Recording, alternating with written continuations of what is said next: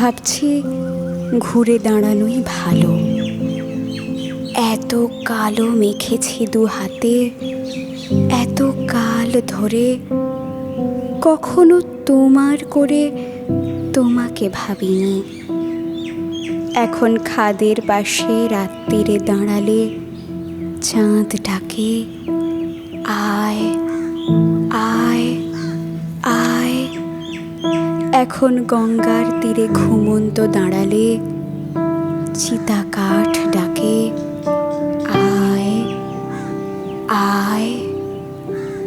যেতে পারি, যে কোনো দিকেই আমি চলে যেতে পারি, কিন্তু কেন যাব?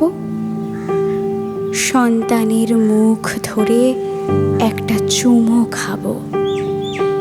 যাব, কিন্তু এখনই যাব না, তোমাদেরও সঙ্গে নিয়ে যাব। একাকী যাব না, অসময়ে।